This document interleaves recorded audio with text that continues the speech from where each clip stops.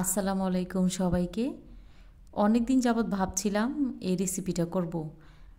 ইদানিং আমি এই রেসিপিটা অনেকজনকে দেখতে পেয়েছি যে এই রেসিপিটা শেয়ার করেছে। তো সবার এরকম রেসিপি দেওয়া দেখে আমার মনেও ইচ্ছে হয়েছিল যে এই রেসিপিটা একবার তৈরি করে দেখি খেতে কেমন হবে।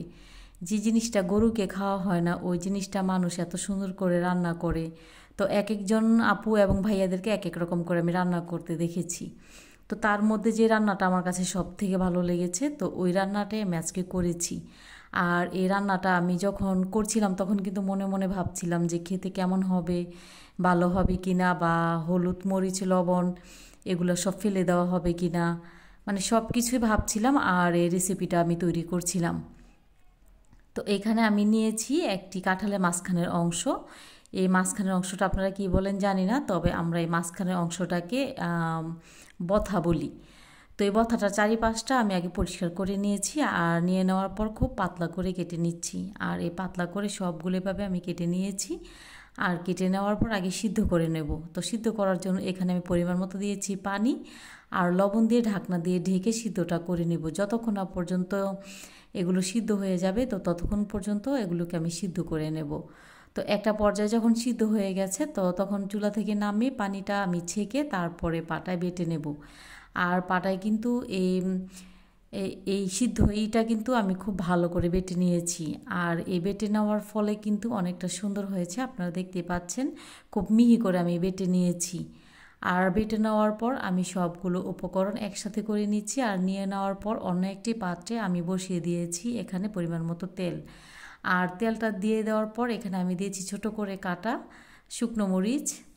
শুকনো মরিচটা যখন ভাজা হয়ে যাবে তো ওই পর্যায়ে এখানে আমি দিয়ে দেবো থেতো করা রসুন। আর রসুনটা দিয়ে দেওয়ার পর এখানে আমি আরেকটু দিয়ে দেবো সামান্য পরিমাণে পেঁয়াজ কুচি দিয়ে সবগুলো উপকরণ একটু ভাজা ভাজা করব। এই রেসিপিটা রান্না করছি আর মনে মনে ভাবছি তেল বা সবগুলো উপকরণ কি ফেলে দেওয়া হবে কি না, নাকি খেতে ভালো লাগবে, অনেক কিছু প্রশ্ন আমার মনে জেগেছে। আর প্রশ্নটা মনে মনে ভাবছি আর রান্নাটা করছি। তো এখানে সুন্দর একটি কালার আসার জন্য সামান্য পরিমাণ দিয়েছি হলুদ গুঁড়া। আর হলুদ গুঁড়াটা দিয়ে দেওয়ার পর সবগুলো উপকরণ একটু ভালো করে আমি ভাজা ভাজা করে নিয়েছি। আর ভাজা ভাজা করে নেওয়ার পর যে আগে থেকে কাঁঠালের মাঝখানের অংশটা আমি বেটে নিয়েছিলাম ওই বথা বাটাটা এখানে দিয়ে দিয়েছি। আর দিয়ে দেওয়ার পর নাড়াচাড়া করে একটু মিশিয়ে নিয়েছি। মিশিয়ে নেওয়ার পর এখানে আরেকটু ঝালের জন্য দিয়েছি কাঁচামরিচ।